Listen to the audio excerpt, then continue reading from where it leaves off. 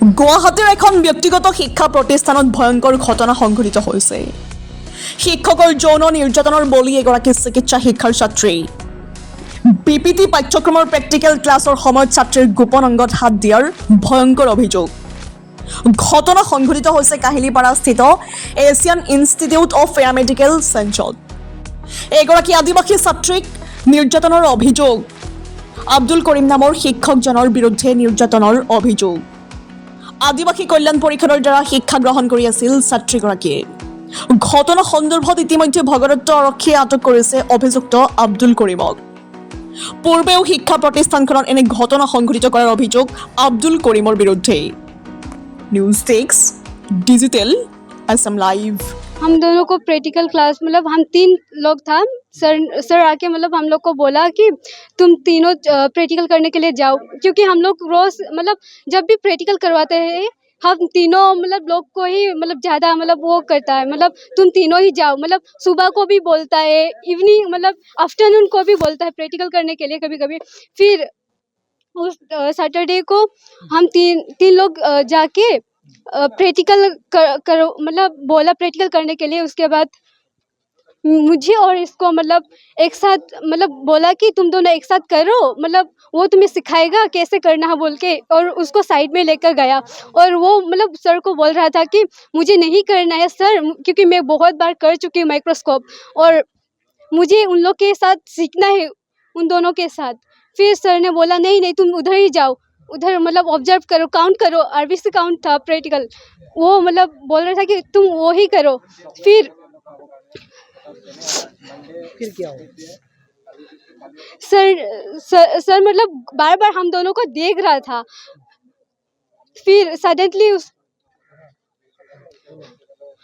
मतलब सर ने उसका बॉटम खोल के मतलब अंदर घुस रहा था। मैंने देखा है सर को। सर कैसा है? ऐसे पहले से कैसा था? नहीं अच्छा नहीं है वो सर।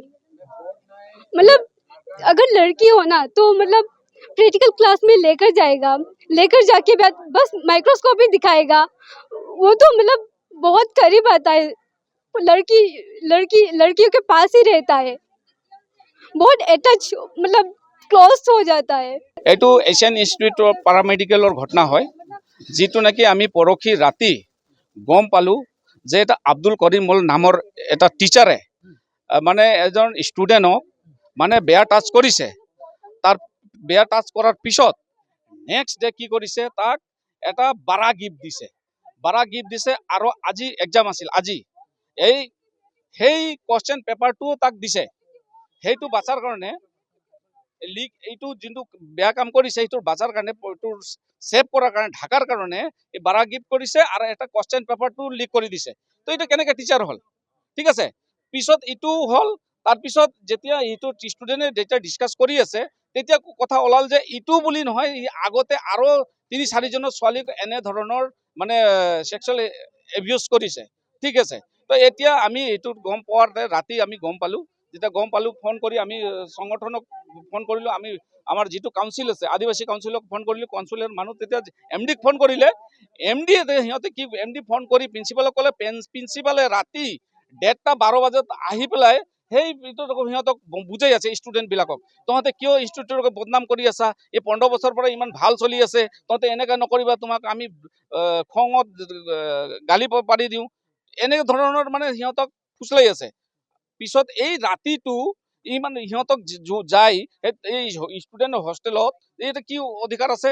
আৰু দ্বিতীয় কথাটো হ'ল ইমান ৰাতি, আৰু দ্বিতীয় কথা হ'ল আৰু এটা ইমান এই গাৰ্লছ হোষ্টেলত এজন ল'ৰা মানুহ এটা টিচাৰক থকাৰ কি মানে কি অধিকাৰ আছে? কি চিষ্টেমত তাক ৰাখিছে? এইটোৱে আমি মানে ধিক্কাৰ দিছোঁ।